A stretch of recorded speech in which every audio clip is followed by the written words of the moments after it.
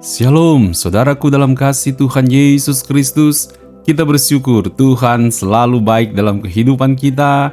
Tuhan selalu memberikan harapan-harapan yang baru dalam kehidupan setiap orang percaya, sehingga ketika kita melewati setiap hari, kita tidak melewatinya dengan tawar hati, tapi kita melewatinya dengan penuh semangat karena kita percaya di dalam Tuhan Yesus Kristus selalu ada harapan-harapan baru, dan Tuhanlah yang memelihara dan membela kehidupan setiap anak-anaknya.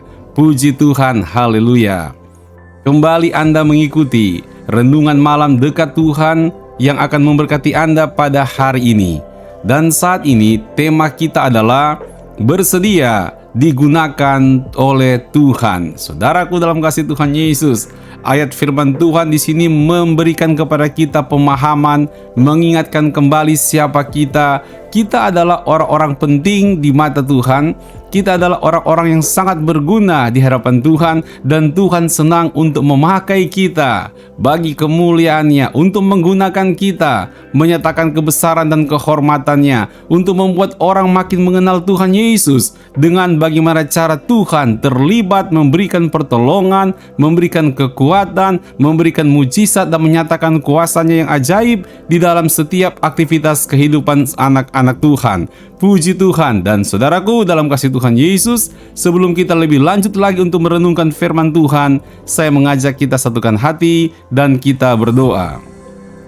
Bapa Surgawi, pada saat ini kami siap diberkati dengan kebenaran firman Tuhan.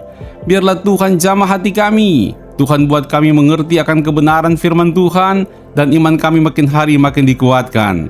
Dalam nama Tuhan Yesus, haleluya. Amin. Puji Tuhan. Renungan firman Tuhan kita pada saat ini diambil dari 1 Petrus 2 ayatnya yang kelima. Kemarin 1 Petrus 1, sekarang 1 Petrus 2. Setiap hari satu pasal berurutan dalam sebuah kitab. Kita renungkan bersama-sama karena kita percaya setiap pasal yang ada memberikan berkat tersendiri dalam kehidupan kita. Demikian firman Allah, 1 Petrus 2 ayatnya yang kelima. Dan biarlah kamu juga dipergunakan sebagai batu hidup untuk pembangunan suatu rumah rohani bagi suatu imamat kudus, untuk mempersembahkan persembahan rohani yang karena Yesus Kristus berkenan kepada Allah.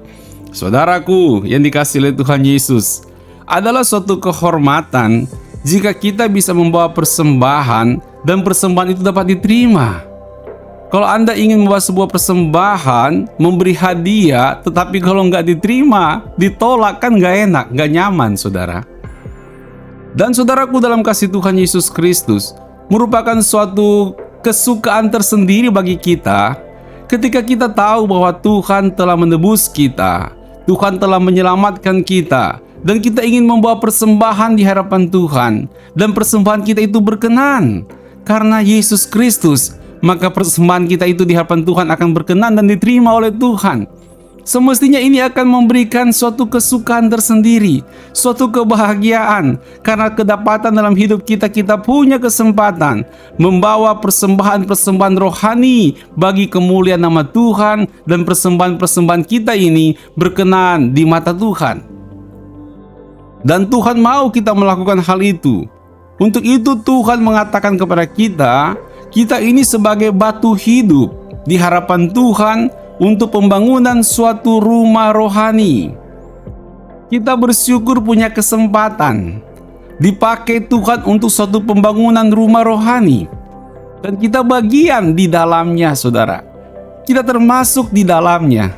Saya kalau dengar cerita bagaimana ada orang yang pernah ikut turut serta di dalam perjuangan kemerdekaan Republik Indonesia, ikut turut berjuang, ikut turut bertempur, mempertahankan kemerdekaan. Wow, dengan begitu semangat menceritakan bagaimana dia ikut berjuang, membela negara, susah payah, tetapi hati senang karena punya kesempatan untuk berjuang mempertahankan kemerdekaan Republik Indonesia.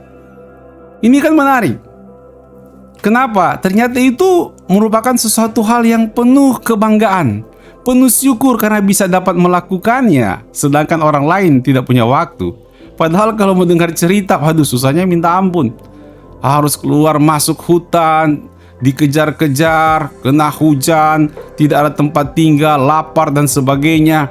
Namun di balik kesusahan itu, saudaraku dalam kasih Tuhan Yesus, ada suatu kebanggaan karena bisa mengambil bagian di dalam perjuangan yang besar. Saya juga percaya sebagai anak-anak Tuhan, memang ada tantangan dan pergumulan yang harus kita lewati. Tapi ketika kita berperan sebagai batu hidup untuk pembangunan suatu rumah rohani, maka Anda akan merasa bangga dalam Tuhan Yesus karena punya kesempatan yang besar untuk mengambil bagian di dalam pembangunan rumah rohani, pembangunan tubuh Kristus. Apa ini maksudkan dengan pembangunan rumah rohani? Pembangunan rumah rohani ini berbicara tentang keterlibatan kita sebagai anak-anak Tuhan untuk memberikan dukungan, ambil bagian dalam pelayanan agar orang-orang lain dapat dilayani, dapat makin mengenal Tuhan, dapat lebih sungguh-sungguh mengikut Tuhan, dapat kembali bersemangat untuk mengiring Kristus. Itulah namanya pembangunan suatu rumah rohani. Saudara dalam kasih Tuhan Yesus, mungkin bagi orang lain itu tidak menarik, karena memang demikianlah seperti pribadi Yesus Kristus yang menjadi teladan kita. Dia itu seperti batu yang dibuang oleh tukang bangunan karena dianggap remeh, tidak berguna, tetapi dipakai Tuhan sebagai batu penjuru untuk suatu pembangunan rumah Tuhan, pembangunan rumah rohani. Yesus menjadi batu penjuru. Saudara, ada suatu kebiasaan untuk membangun rumah. Ada batu utama yang diletakkan terlebih dahulu sebagai fondasi, dan batu utama yang besar ini menjadi batu yang akan menentukan posisi rumah, yang akan menentukan sudut rumah, yang akan menentukan kelanjutan dari pembangunan itu ditentukan oleh sebuah batu yang disebut sebagai batu penjuru, batu yang pertama kali diletakkan untuk sebuah fondasi rumah yang kuat dan kokoh. Awalnya batu itu tidak dihargai oleh tukang bangunan, tetapi batu itu dipakai Tuhan sebagai batu penjuru untuk pembangunan rumah Allah, pembangunan tubuh Kristus, dan dia adalah Yesus Kristus. Boleh jadi Anda mungkin dianggap remeh dan tidak dihargai oleh dunia ini, tetapi percayalah, Anda adalah batu-batu hidup untuk pembangunan suatu rumah rohani. Anda sangat berguna dan akan digunakan Tuhan untuk pembangunan rumah rohani, pembangunan kerajaan Allah, pembangunan tubuh Kristus di muka bumi ini. Engkau akan dipakai Tuhan dan sangat bermanfaat bagi kemuliaan nama Tuhan.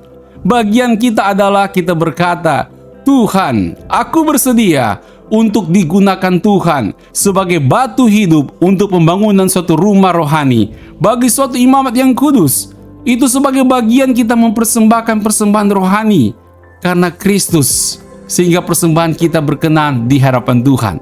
Jadi kita harus ingat baik-baik, selama kita hidup di muka bumi ini sebagai anak Tuhan, pastikan Anda terlibat untuk pembangunan rumah rohani, pembangunan tubuh Kristus, sebab Anda adalah batu hidup itu yang akan dipakai Tuhan bagi kemuliaan nama Tuhan Yesus Kristus. Katakan, Tuhan, aku bersedia untuk digunakan Tuhan bagi gereja Tuhan yang kudus dan am. Haleluya, Tuhan Yesus memberkati. Mari kita berdoa. Bapa Surgawi, pada saat ini kami bersyukur buat kebenaran firman Tuhan.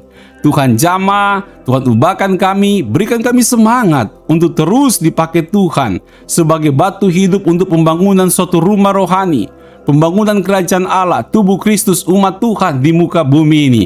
Kami sangat percaya Tuhan pasti akan memakai kami dan tidak sia-sia aktivitas kami setiap hari, karena kami dipakai oleh Tuhan bagi kemuliaan nama Tuhan Yesus Kristus. Terpujilah nama Tuhan. Tuhan berkatilah umat-Mu ketika mereka akan beristirahat pada malam hari ini, beristirahat dengan tenang dan dalam kekuatan Tuhan. Dalam nama Tuhan Yesus Kristus. Haleluya. Amin. Puji Tuhan, terima kasih karena Anda telah mengikuti renungan malam dekat Tuhan. Tetap membukakan diri kita untuk menerima banyak berkat-berkat dari Tuhan, sehingga hidup kita makin lebih banyak kesempatan lagi untuk menjadi berkat bagi banyak orang. Tuhan Yesus memberkati. Selamat istirahat, selamat malam, sampai bertemu kembali besok malam. Shalom.